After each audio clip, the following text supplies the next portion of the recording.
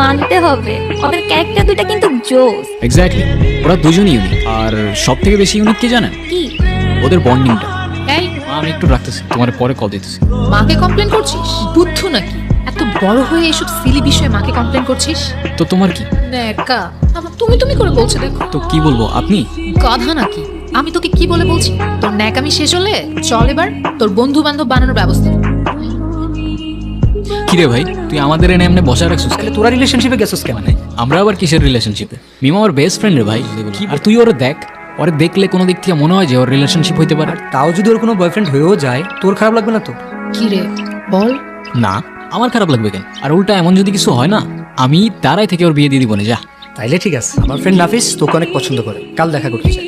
তোর ফ্রেন্ডকে বল দিস কাল দেখা করতে।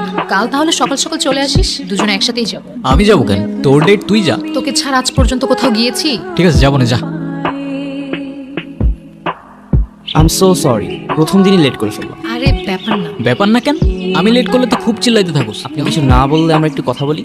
হুম। আমি টেক্সটাইল বিজনেস করি, আমার একটা ফ্যাক্টরিও আছে অ্যান্ড আদার্স একটা বিজনেসও আছে। এই তো সব মিলিয়ে মান্থলি 30-40 লাখ তো চলেই আসে। সো তুমি কি করো? কিছু না। কিছুই না?